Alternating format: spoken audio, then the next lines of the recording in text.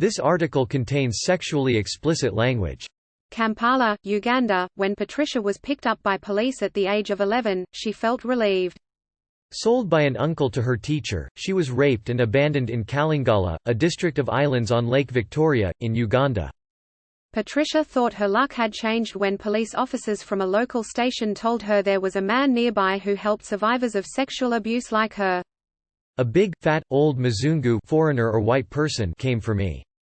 They said he is taking care of girls in your situation, Patricia, who is identified using a pseudonym, told CNN. They said Berry is a good person and he will take you. I was a bit afraid, but I said okay since there are other girls there too. Bernhard Berry Glaser, a German national who describes himself as a retired health professional, founded Berry's Place, a children's home in Kalingala, with his wife in 2006. According to his website, Glaser has provided a home for dozens of girls, some of whom have survived physical, sexual, emotional or psychological abuse and violence, or been trafficked, abandoned, or rejected, by their legal guardians. For my kids, I'm the mommy, I'm the daddy, I'm everything, Glaser says in a promotional video. But 5 women in their late teens and early 20s interviewed by CNN, including Patricia, allege that Glaser sexually and emotionally abused them at Berry's Place. Survivors' names have been changed to protect their identities. The young women say that Glaser subjected them to repeated vaginal examinations involving sexual touching and forced them to sleep in his bed, where he allegedly sexually assaulted them. When the girls objected, they say Glaser would threaten to cast them out on the streets. Survivors say this kept many of the girls, some of whom had previously been abused, or suffered other traumatic experiences, from speaking out. Berry's Place is one of hundreds of homes for vulnerable children purported to be operating illegally in Uganda. Children's homes must be registered with the Ministry of Gender, Labour and Social Development under Ugandan law. In 2018, the Ugandan government announced plans to close over 500 unregistered homes in the country. A lack of government oversight combined with an open-door policy for foreign investors and volunteers has left girls like Patricia vulnerable to abuse. After more than a decade running Berry's Place, Glaser was detained last February, when he turned himself in, then formally charged and arrested in April with 19 counts of human trafficking, 7 counts of aggravated defilement, 1 count of indecent assault and 1 count of operating an unauthorized children's home. 13 girls were found at Berry's Place when police raided the home in February, while others were reportedly at school, according to lawyers supporting the prosecution. Almost a year on, Glaser's trial has been postponed at least 8 times because of requests made by his legal team, including claims he is unfit to stand trial due to an ongoing cancer battle. Glaser is currently at the Uganda Cancer Institute, awaiting a hearing on his bail application. In a statement sent by WhatsApp to CNN, a lawyer representing Glaser denied that he had committed the alleged crimes, and emphasized the seriousness of his deteriorating health. Mr. Glaser maintains that he has never defiled or trafficked anyone and shall prove his innocence in the court of law in Uganda and has more than enough evidence and witnesses to disprove all the false allegations against him, his lawyer, Kagan C. Lester, said. Medical exams and sleeping timetables. Young women and girls who stayed at Berry's Place told CNN that they went through a so-called medical examination upon arrival and frequent vaginal exams during their time living there. Girls as young as 5 were told to strip naked so that Glaser could examine them and insert Candida medicine, used to treat yeast infections, into their vaginas, survivors allege, adding that the exams often took place in a shower. Some survivors say Glaser introduced himself as a doctor, but lawyers supporting the prosecution told CNN that he is a physiotherapist, not a qualified physician. I said to him after a few times I can do it myself, said Patricia, now a 20-year-old university student, adding that he continued to insert medicine and a douche into her vagina after her complaints. He said I had a small STI, but I don't believe I had any infection, she said, explaining that the police had given Glaser the results of her STI tests when she was placed in his care. In a 2017 email CNN has seen that sought to explain the controversy to supporters of Berry's Place, Glaser said that the testing was in line with professional standards. The only time I touch my girls in an intimate way, is when I apply medicine, and this in an appropriate way to professional standards, with their personal approval, part of the sexual health services we provide often in cooperation with professional third parties, doctors, nurses, midwives, he wrote. But some survivors say these medical examinations were just a precursor to more abusive patterns of behavior.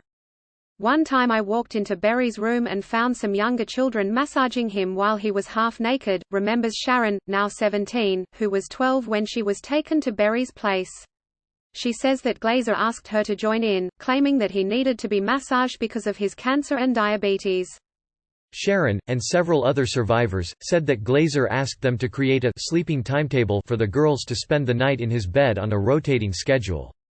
He told us not to put that timetable in the living room, because visitors might come and start asking what it's for, Sharon said. The first time I slept in his room he started massaging me in the middle of the night, touching my breasts, kissing my lips, Sharon said. Other girls interviewed by CNN described Glazer penetrating them with his fingers and forcing them to perform oral sex on him, saying it was normal in his culture. The age of consent is 18 in Uganda and, according to the country's Children Act Amendment of 2016, every child has a right to be protected against all forms of violence including sexual abuse. Sharon said that when she threatened to report Glazer, he told her she could go back to the bush where you came from. After that, she was fearful to speak out. With nowhere else to turn, she says she stayed at Berry's place for 5 years, sleeping in Glazer's room once a week. Survivors who spoke with CNN said the threat of instability, being left homeless, without money for food or school fees, was what kept them quiet for so long and even resulted in some of them defending Glazer when he was first arrested in 2013. A system that perpetuates abuse.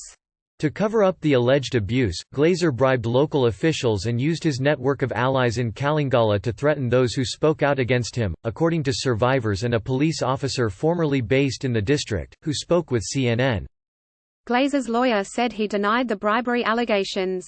Child advocates and social workers say that it's not difficult for men like Glazer to abuse Ugandan girls with impunity, given the power dynamics that perpetuate the country's unregulated and lucrative orphanage industry. When you see a white person here you think they're coming with the biggest opportunities, so people like Berry Glazer are able to use their privilege to oppress and exploit our people, says Olivia Alasso, co-founder of No White Saviors, which has helped provide safe accommodation and psychosocial support for girls who lived at Berry's place. The government should be doing thorough and proper checks on their backgrounds at home before granting visas, and also the work these people are doing in our communities. Alasso added that the red flags in this case were glaring. How can a man live in a shelter with all these girls at a minor age and no one does a thing? While regulation of the orphanage industry by Uganda's government has improved over the past 5 years, only certain parts of the country have seen a change. Caroline Bankusha, a child protection expert and former probation officer, says that part of the issue is a lack of alternative care options in Uganda. In Berry's case, was it really necessary for the parents to hand over their girls to the care of a stranger? If they had to be separated from their parents, was Berry's orphanage the most suitable for the care of the girls, or were there other options? Lawyers supporting the prosecution told CNN that they understood Glazer used legal guardianship orders to gain custody of some of the girls, a now banned loophole which, until 2016, was often used by foreign nationals to adopt Ugandan children quickly and easily, without fostering them in country for the then 3 years required by law. Glazer's lawyer would not comment on the use of legal guardianship orders, saying it was one of the issues to be resolved in court. Another obstacle is a culture where sexual abuse often goes unreported, by survivors and others, despite policies and structures in place, Bankusha says. According to the Uganda Violence Against Children Survey 2018, 1 in 3 girls ages 18 to 24 reported experiencing sexual violence during childhood, including 11% of girls experiencing pressured or forced sex. Andy Wilkes, a British builder who spent a month volunteering at Berry's place in 2017, told CNN that he had suspected abuse was taking place after seeing young girls sleeping in Glazer's bed, but was not sure who to report it to. Wilkes says a young woman later confirmed his suspicions, alleging to Wilkes that Glazer had abused her using toys, vibrators, fingers, masturbation, blowjobs, since she was 12. Wilkes contacted a local Ugandan social worker with connections to Berry's place, Asia Namuso-Kimbaja, who went on to report Glazer to the Child Protection Unit of Kampala Police in 2018. Since Glazer's arrest last year, Mbaja has received a barrage of intimidating calls, texts and messages on social media so virulent that she opened a case of offensive communication and threatening violence with police. According to a preliminary police report, seen by CNN, one of the 5 phone numbers used to threaten to injure or harm Mbaja is registered in the name of Glazer's wife, Ingrid Dillon. Dillon was arrested for questioning by police last February during a police raid at Barry's place, and later released. She is now in Belgium. CNN has reached out to Dillon for comment. Survivors who have spoken out against Glazer, and their relatives, say they have also been subjected to intimidation, as well as a smear campaign, coordinated on a Facebook page titled Justice for Barry. Patricia said that her mother received what she says was a threatening call from one of Glazer's friends, demanding that she stop her daughter from standing as a witness.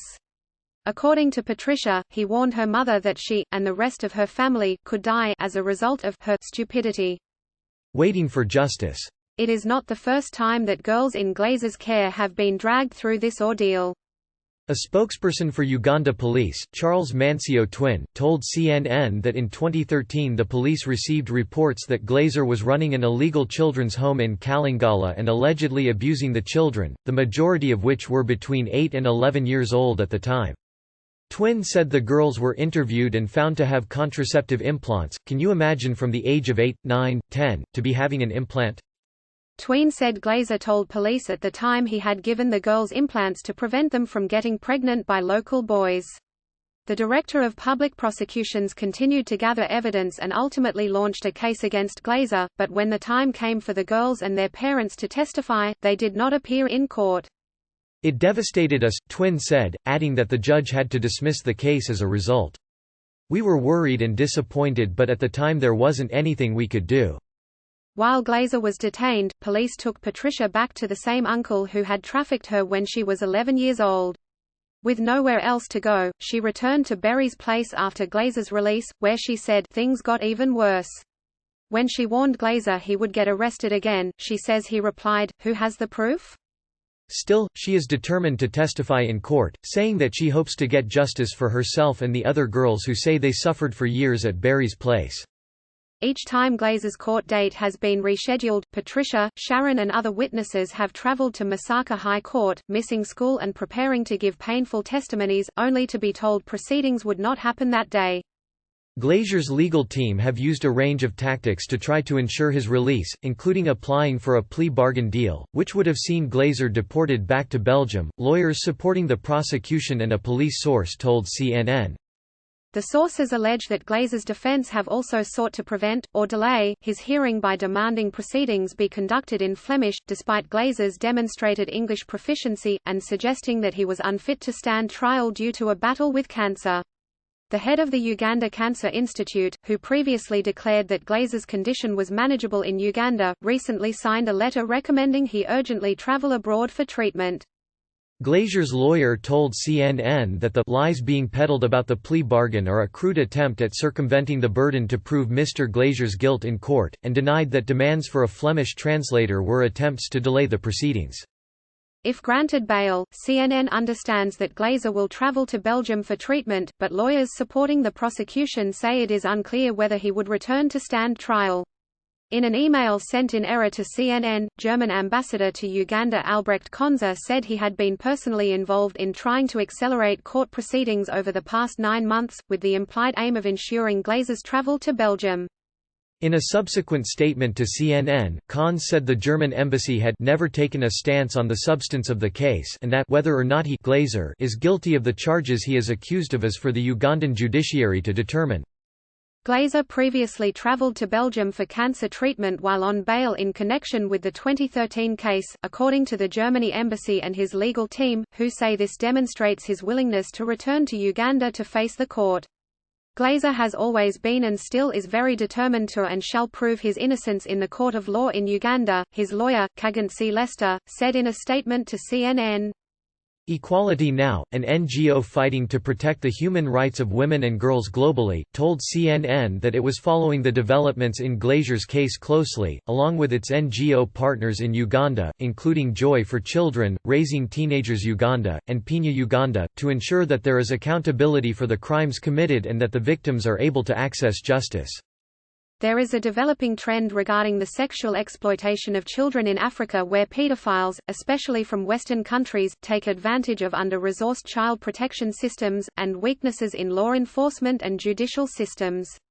The Glazer case is just one example of this deeply concerning phenomenon. Anita Nyanjong, a lawyer and program officer in Equality Now's End Sex Trafficking team, said, "The Ugandan government now has a significant opportunity to send a message to would-be perpetrators of child sexual exploitation and child trafficking that they cannot exploit with impunity and will be held fully accountable for their crimes." In the meantime, Patricia and other girls wait to hear what will become of Glazer. But for now, at least, they say they're beginning to enjoy their lives outside of Berry's place. "The first time I spoke about it was when I was called to the police station in 2019. After I made the statement I went to the washroom, cried and dried my eyes," remembers Patricia. "I felt like something heavy had been put off my head. I felt free." Edited by Eliza McIntosh, CNN. Clarification: this story has been updated to reflect that the statement from Glazier's lawyer was sent by WhatsApp.